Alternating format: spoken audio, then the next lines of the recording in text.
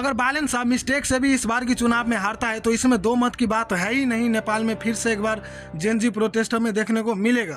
बालन शाह के अगेंस्ट में है केपी ओली, जो कि 4 बार ऑलरेडी प्रधानमंत्री बन चुका है, लेकिन उसे फिर भी प्रधानमंत्री बनना है। बालन शाह एक ही बार मेयर बना है, लेकिन उसने काठमांडू का पूरा नक्शा बदल के रख दिया है डेवलपमेंट में। लेकिन वहीं पर बात करें केपी ओली का, तो केपी ओली 4 बार प्रधानमंत्री बन चुका है, लेकिन केपी ओली ने भी दिखा दिया है पूरा देश को कि एग्जैक्टली एक लीडर होकर कितना भ्रष्टाचार आप कर सकते हो। बालन शाह प्रधानमंत्री बनेगा या नहीं बनेगा ये डिसाइड करेगा झापा 5 का सिटीजन। तो देखते हैं इस बार झापा 5 का जो सिटीजन है वो प्रधानमंत्री बालन शाह को बना पाता है या नहीं बना पाता है। तो चलो अब हम बात करते हैं कि एक्चुअली में नेपाल अभी फिलहाल क्या चैलेंज और प्रॉब्लम फेस कर रहा है फिलहाल के समय में। नंबर 1 सबसे बड़ा प्रॉब्लम है पॉलिटिकल इंस्टेबिलिटी। अगर देखा जाए नेपाल में तो 2008 से लेके अभी तक में यानी कि करीबन 17 साल में 14 से ज्यादा प्रधानमंत्री में बदलाव हो चुका है। मतलब औसत रूप में देखा जाए तो मतलब 1 साल से लेके 1.5 साल तक एक प्रधानमंत्री टिक पाता है नेपाल में। 1 साल या 1.5 साल, उससे ज्यादा कोई भी प्रधानमंत्री टिका ही नहीं है। तो आप और हम खुद समझे कि मतलब जो प्रधानमंत्री भाई 1-1.5 साल के लिए ही बनता है तो वो नेपाल में मतलब क्या डेवलप करेगा हमारे देश को। मतलब एक्चुअल में वो भाई वो तो खुद सोचेगा कि मैं पैसा रखता हूँ अपने जेब में, या तो ऐसे वैसे करेगा, समय 1 साल निकल जाएगा। तो मतलब एग्जैक्टली 1 ईयर में और 1.5 ईयर में वो डेवलपमेंट करेगा क्या नेपाल को। 5 साल तक अगर टिक पाता है कोई भी लीडर तो थोड़ा बहुत अच्छा खासा डेवलप करेगा, जरूर करेगा। लेकिन भाई 5 साल तक तो टिकता ही नहीं। तो हमारे मेजर प्रॉब्लम में से सबसे बड़ा प्रॉब्लम है पॉलिटिकल इनस्टेबिलिटी। एक प्रधानमंत्री कभी भी 5 साल तक आज तक टिका ही नहीं है हमारे इतिहास में। Number 2 weak economy and high dependency on foreign money. मतलब हमारे नेपाल देश को देखा जाए तो लगभग से 27% जितना डिपेंड है रेमिटेंस पर। मतलब अगर ग्लोबल में कुछ भी कंडीशन में बदलाव आता है, ग्लोबल कंडीशन की फिनेंशियल में, तो नेपाल तो भाई वैसे ही क्रैश हो जाएगा इकोनॉमी में।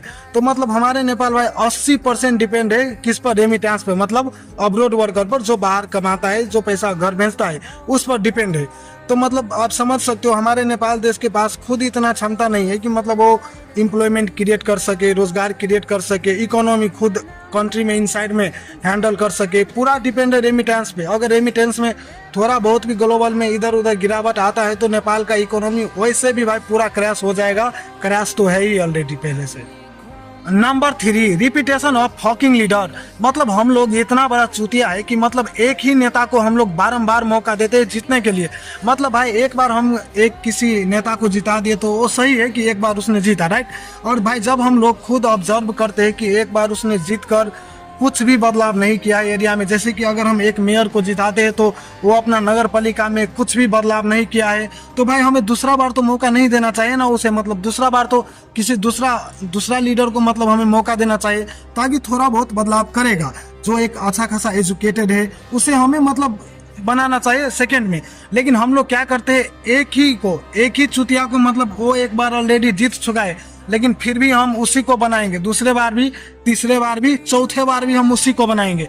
और भाई जबकि हम लोग देख रहे हैं कि भाई कुछ डेवलपमेंट नहीं किया है, जैसा था वैसा ही, ना रोड बना है भाई, ना एजुकेशन में इम्प्रूवमेंट किया है, ना हेल्थ केयर में इम्प्रूवमेंट किया है, ना कुछ सोसाइटी के लिए इम्प्रूवमेंट किया है, कुछ चीज में इम्प्रूवमेंट किया ही नहीं है। तो मतलब हम फिर भी उसे दूसरा तीसरा मौका देते हैं एक ही लीडर को। तो इसमें भाई सबसे बड़ा गलती है हमारा, क्यों हम उसे सेलेक्ट करते हैं, ठीक है।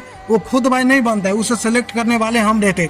जैसे कि भाई केपी ओली को देख लो, केपी ओली भाई 4 बार प्रधानमंत्री बन चुका है। मतलब कितना बड़ा चुतिया था वो पार्लियामेंट का मेंबर। और हम लोग मतलब भाई एक बार बना सही है, एक बार बन के जब वो कुछ डेवलपमेंट नहीं किया नेपाल को, ना करप्शन इरेज कर पाया, ना इंफ्रास्ट्रक्चर डेवलपमेंट में फोकस कर पाया, और साथ में ना इकोनॉमी इंक्रीज कर पाया, कुछ भी भाई नहीं कर पाया। तो भाई हमें तो दूसरा बार नहीं बनाना चाहिए। लेकिन फिर भी हम केपी ओली को दूसरे बार क्या भाई, तीसरे बार भी और चौथे बार भी, क्योंकि हम लोग तो है ही चूतिया, तो भाई उसे बनाएंगे। इस बार भी लड़ रहा है, इस बार भी बना दो भाई झापा 5 में। कोई भाई कुछ भी भाई हो सकता है, जरूरी नहीं है बालन शाह की इतना क्रेज है तो बालन शाह ही जीतेगा, जरूरी नहीं है भाई। वो तो रिजल्ट के मतलब चुनाव के जो रिजल्ट आएगा फिर मालूम चलेगा कि एक्चुअल में कौन जीता नहीं जीता। भाई अभी भी मतलब हम लोग जेएनजी में थोड़ा बहुत अवेयरनेस आ गया है, लेकिन भाई उसकी जो पेरेंट है, हमारे जो पेरेंट है भाई, वो कभी नहीं बदलेगा भाई, वो तो कभी बदलेगा ही नहीं भाई। जितना भी कर लो, एक कंसेप्ट ही है उसका कि कांग्रेस कांग्रेस, ये वो भाई फॉगिंग पार्टी जो है भाई, पता नहीं कौन कौन सा पार्टी है हिमालय, जो पार्टी भी है भाई, जो भी फॉगिंग पार्टी हो, उसकी दिमाग में ये भाई बैठा हुआ कि हम इसी को वोट देंगे इस बार। ये बालन शाह क्या है, उसको भाई क्या मालूम है कि मतलब वो एक मेयर था काठमांडू में, इतना बड़ा बदलाव लाया, उसको क्या मालूम है, उसको रिलेटेड कुछ भी मालूम नहीं है। तो मतलब इसमें सबसे बड़ा गलती हमारा है कि हम लोग एक ही लीडर को बारंबार मौका देते हैं जीतने के लिए। Number 4, poor infrastructure. ये बहुत सी कॉमन बात है, हम लोग सुनते रहते हैं कि कहीं पर फ्लड आया तो उस फ्लड की वजह से जो उधर का ब्रिज था, पुल था, वो टूट गया, या फिर कहीं पर रोड बना हुआ है, वो रोड 2-4 महीना चला और उसके बाद में रोड भी भटक गया। मतलब ये बहुत कॉमन बात है, हम लोग सुनते रहते हैं। और ये सब के पीछे जो सबसे मेन कारण है वो होता है डेवलपमेंट पर फोकस नहीं करना। मतलब अगर कोई भी भाई किसी भी मतलब ठेकेदार के अंदर में कोई मतलब रोड बनने के लिए देता है, या फिर कोई भी ब्रिज पुल बनने के लिए देता है, तो वो लोग भाई नॉर्मल बना के छोड़ देता है भाई, कुछ नहीं करता ज्यादा। मतलब हमारे सरकार इतना चूतिया है कि डेवलपमेंट पर फोकस करता है, जबकि एक सरकार को फोकस करना चाहिए सस्टेनेबल डेवलपमेंट पर, ताकि वो इन्वायरमेंट से भी इको में रहे और लॉन्ग समय तक चले। मतलब ताकि कुछ जल्दी आज बनाया कल टूट गया ऐसा हो भी मत। तो हमें सस्टेनेबल डेवलपमेंट पर फोकस करना चाहिए, ना कि ये छोटा मोटा बना दिया बस खत्म हो गया। भाई यहीं पर दुबई में देख लो भाई, एक बार जो बिल्डिंग बनता है भाई काफी सालों तक चलता है, एक बार भाई जो ब्रिज बनता है टूटता ही नहीं है भाई कभी, उसका इतना लॉन्ग टाइम रहता है। पूरा सस्टेनेबल पर फोकस करता है इधर, ठीक है ना। और एक तो हमारे यहाँ का जो लीडर होता है वो बहन की लोरा, मतलब भाई अगर उसकी अकाउंट में 100 रुपया है, 100 रुपया की बजट है, 100 की बजट है ना, तो वो 100 रुपया में 80 रुपया खाएगा और 20 रुपया डालेगा वो निर्माण में। 20 रुपया से वो क्या करेगा पुल बनाएगा और साथ में रोड बनाएगा 20 रुपया में से।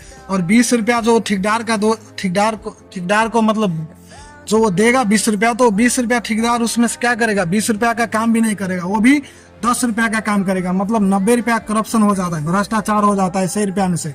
जबकि बहन की लोग एक 100 रुपया तुम्हें देता है, तो 100 रुपया में से कम तू 30 रुपया रख ले, 70 रुपया को तो कम से कम डेवलपमेंट कर दे भाई।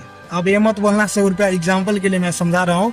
कम से कम भाई जितना रुपया है उसमें से 20% 30% पैसा रख लो, कोई बात नहीं। फिर भी तो भाई 70% का तो कम से कम काम कर दो जनता के लिए। आखिर में तुम्हें तो जनता ने जिताया है, लेकिन जनता को तुम तो भाई जानते ही नहीं हो। कहाँ जनता के ऊपर तो तुम्हारा कुछ है ही नहीं भाई, जनता ऐसे काम है तुम्हारे बस चुनाव के समय में। कम से कम भाई उसमें से यार थोड़ा बहुत भी पैसा रख के वो डेवलपमेंट करता है तो अच्छा खासा डेवलपमेंट हो जाएगा, इसमें दो मत की बात कुछ भी नहीं है। Nepal has lot of natural beauty, Nepal has potential to grow in everything. भाई अगर नेपाल को एक अच्छा डायरेक्शन में ले जाए कोई भी लीडर, तो भाई नेपाल वर्ल्ड की टॉप 10 में आ जाएगा टूरिज्म कंट्री में। मैं भाई कसम खा के बोल रहा हूँ, नेपाल टॉप 10 में आ जाएगा टूरिज्म में। भाई नेपाल में देखा जाए तो ये जो 3 रीजन है, Terai region, Himalaya region, hilly region, भाई हर एक रीजन का जो सोइल का बात करें या फिर टेम्परेचर का बात करें, हर एक रीजन का टेम्परेचर क्लाइमेट अलग अलग है। मतलब एक ही साथ में हम डिफरेंट टाइप्स ऑफ क्लाइमेट मतलब ले सकते हैं नेपाल में, ठीक है। एंड एग्जैक्टली माउंट एवरेस्ट की बात करें तो वर्ल्ड की टॉप 1 माउंट एवरेस्ट है हमारे नेपाल में, साथ में नेचुरल ब्यूटी देख लो भाई। तो मतलब भाई नेपाल को अगर अच्छा खासा से मतलब डेवलप करेगा तो मतलब इसका मतलब 80% जो डिपेंड हम लोग रहते हैं रेमिटेंस पे, तो 80% डिपेंड भाई रहने की जरूरी नहीं है, क्योंकि वो 80% हमें खुद आएगा टूरिज्म से। लेकिन भाई हमारे नेपाल का जो सरकार है वो भी चूतिया, हम लोग भी चूतिया, तो नेपाल का कोई भी फ्यूचर है ही नहीं भाई। नेपाल का 10 साल तक कोई भी फ्यूचर आ ही नहीं रहा।